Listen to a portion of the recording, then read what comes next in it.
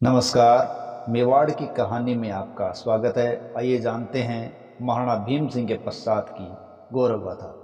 देखिए, मेवाड़ है वो शूरवीरों की एक धरा रही है जिसने कुंभा, सांगा, महाराणा प्रताप, अमर सिंह, राज सिंह जैसे शूरवीरों की एक लंबी श्रृंखला दी है। लेकिन उदार प्रवृत्ति के भी अनेक शासक इसी मेवाड़ ने दिए हैं। लेकिन ये समय का पहिया एक जैसा नहीं रहता, ये बदलता रहता है। और मेवाड़ है उसके साथ भी ऐसा ही हुआ। शूरवीरों की, उदार शासकों की एक लंबी श्रृंखला के पश्चात अयोग्य शासकों की भी एक श्रृंखला मेवाड़ में चल पड़ी। और उनके समय होने वाले आक्रमणों, घुसपैठ, आंतरिक कलह, लूटपाट ने मेवाड़ की आर्थिक हालत बद से बदतर कर दी। और इस प्रकार मेवाड़ अब तक के सबसे बुरे दौर से अभी गुजर रहा था। और ये दौर मेवाड़ के लिए बहुत ही कष्टदायक था, जो एक शूरवीरों की धरा के लिए कतई लाभकारी नहीं हो सकता था। क्योंकि मेवाड़ की ये धरा है वो आज भी अपने शूरवीरों के रक्त रंजित इतिहास की गवाही दे रही है। लेकिन महाराणा भीम सिंह है, उसने लंबे समय तक शासन किया। उसके पश्चात का मेवाड़ कुछ अलग नजर आया। 50 वर्षों तक मेवाड़ पर शासन करने वाले महाराणा भीम सिंह की मृत्यु के पश्चात मेवाड़ में 26वें शासक के रूप में जवान सिंह उत्तराधिकारी बने। लेकिन ये एक छोटी अवधि के शासक बने। मेवाड़ के इतिहास में महाराणा जवान सिंह का शासनकाल एक अतुलनीय समय था। उन्हें दिवालिया खजाने और घटते संसाधनों वाला एक कमजोर राज्य विरासत में मिला था। जिन अंग्रेजों के साथ महाराणा भीम सिंह ने सुरक्षा और मौद्रिक संधि की थी, वो भी इस राज्य को उबार नहीं पाई। हालांकि जवान सिंह ने उनके साथ कूटनीतिक रुख बरकरार जरूर रखा, लेकिन स्थिति है वो मेवाड़ की बिगड़ती चली गई। और इस आर्थिक संकट को दूर करने के लिए जवान सिंह ने देखो प्रयास भी किए, लेकिन इन उपायों में वो ज़्यादा सफल नहीं हुए, क्योंकि इनका शासनकाल है वो 10 वर्षों का ही रहा था। देखिए, मेवाड़ के महाराणा जवान सिंह जो नवंबर 1800 ईस्वी में जन्मे थे और पितृभक्त थे, कवि भी थे। महाराणा जवान सिंह है वो ब्रिजराज के नाम से कविताओं की रचना किया करते थे। ये शिकार के अच्छे शौकीन थे। लेकिन इनकी एक बात इतिहास में बहुत ही प्रसिद्ध है कि ये नौकर और मालिक के बीच जो संबंध है वो मेवाड़ के इतिहास में इससे बेहतर कभी नहीं थे। अगर नौकरों से कभी कोई गलती हो जाती तो उसे दंडित करने की बजाय उसको समझाते और नसीहत देते। इसी प्रकार जब किसी नौकर की मृत्यु हो जाती तो उसके बच्चों के सर पर हाथ रखते और ये कहते कि मैं हूं ना, और उसका खुद ही पूरा जिम्मेदारी ले लेते। इस प्रकार नौकर और मालिक का जो संबंध था वो मेवाड़ में जवान सिंह से बेहतर नहीं था। ठीक है। और कविराज श्यामल दास इनके बारे में ऐसी ही बातें लिखते हैं। रियासती प्रबंध का इनको अच्छा ज्ञान था। ये किसी की बात यदि अच्छी नहीं लगती तो मानते नहीं थे, चाहे वो गवर्नर ही क्यों ना हो। इनका राज्याभिषेक मार्च 1828 को हुआ था और महाराणा चाहते थे कि रियासत के सभी जमा खर्च का काम है उनके सामने हो। लेकिन जमा के बारे में जब भी अहलकारों से पूछा जाता तो वो कहते, महाराज आप निश्चिंत रहिए, ये काम हम नौकरों का है, हम ही पर छोड़ दीजिए। इस प्रकार अहलकार मनमानी करते। अहलकारों ने भीम सिंह के दाह संस्कार के लिए जवान सिंह को आकर जब ये कहा कि 10,000 रुपये की जरूरत है, मगर साहूकार लोग कर्ज नहीं देते हैं, तब जवान सिंह ने गुस्से में आकर कहा, इस वक्त कर्ज की जमानत के लिए मेरे पास बेड़ियां हैं, कहो तो भिजवा दूं। ये सुनकर लोग डर गए और सारा काम बगैर किसी रुकावट के हो गया। जब शासनकाल शुरू हुआ तो इन्होंने 1818 में कर्नल स्पीयर्स के कार्यों का भी विरोध किया था और उस विरोध के द्वारा सरकार को भूमट का इलाका इनको वापस देना पड़ा।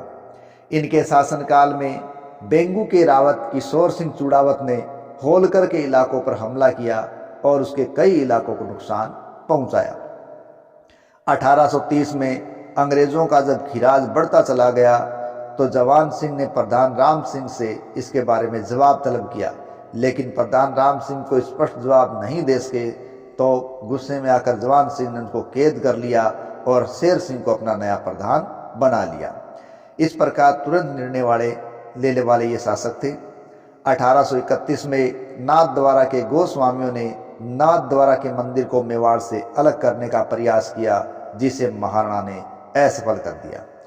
इसी प्रकार 1832 में फरवरी में governor general lord William Bentinck से इन्होंने अजमेर में मुलाकात की और इस मुलाकात के समय प्रधान शेर सिंह और वीर विनोद ग्रंथ के लेखक कवि राजा श्यामल दास के पिता, जो कि मेवाड़ के पुरोहित थे, श्यामनाथ, वो भी इनके साथ थे।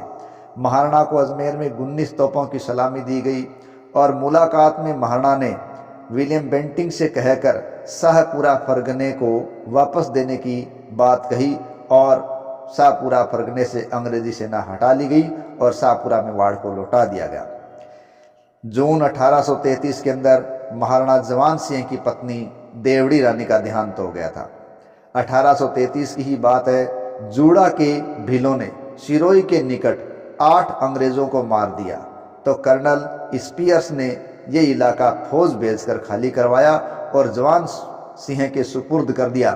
अंग्रेज सरकार ने जवान सिंह को सलाह दी कि एक मेवाड़ भील कोर स्थापित की जाए जो भीलों पर अंकुश रखे, लेकिन इस प्रकार की कोई कोर स्थापित करने से जवान सिंह ने इनकार कर दिया। अगस्त 1833 में महाराणा ने तीर्थ यात्रा की। इस तीर्थ यात्रा के दौरान वो एकलिंगजी, गोवर्धनपुरी, वृंदावन, मथुरा, अयोध्या, बनारस आदि कई जगहों की यात्रा करते हैं।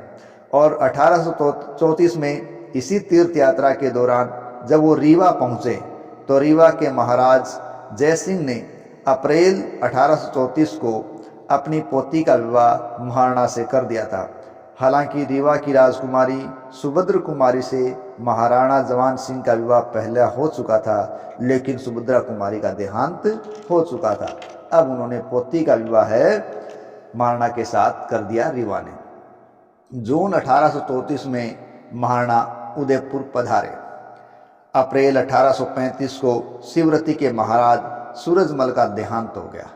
इससे महाराणा को बड़ा अफसोस हुआ और वो दुखी रहने लगे। मई 1835 में महाराणा भीम सिंह की छतरी की इन्होंने प्रतिष्ठा करवाई। 1836 में मेवाड़ एजेंसी नीमच में स्थापित की गई। 1837 में महाराणा जवान सिंह ने बांकी के मगरे में महाकालिका मंदिर की प्रतिष्ठा करवाई। इसी प्रकार जवान सिंह ने पिछोला झील के किनारे गलकी नामक नटनी का एक चबूतरा बनाया। गलकी नामक नटनी का चबूतरा पिछोला झील के पास। पिछोला झील के पास ही इन्होंने जल निवास नामक एक महल भी बनवाया था। 1837 में नेपाल के महाराजा राजेंद्र विक्रम शाह ने मेवाड़ के रीति रिवाजों को जानने के लिए कुछ स्त्रियों और पुरुषों को यहाँ भेजा था।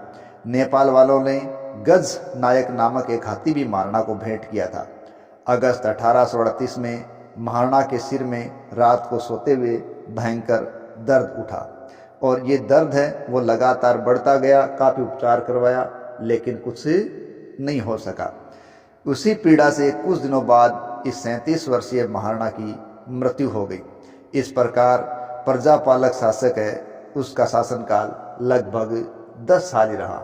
हालांकि कोई पुत्र नहीं था, इसलिए सिसोदिया की बागोर शाखा के शिवदान सिंह के पुत्र सरदार सिंह अगले महाराणा बने और ये सरदार सिंह महाराणा संग्राम सिंह द्वितीय के वंशज थे। तो ये थी आज की मेवाड़ की कहानी महाराणा जवान सिंह के बारे में। आशा है आपको पसंद आई होगी। यदि हमारी मेवाड़ की कहानियाँ आपको पसंद आ रही हैं तो प्लीज़ चैनल को सब्सक्राइब करें, वीडियो को लाइक करें, कमेंट करें और आगे से आगे शेयर करें। तो मिलते हैं अगली मेवाड़ की कहानी की कड़ी में। तब तक के लिए जय हिंद, जय भारत।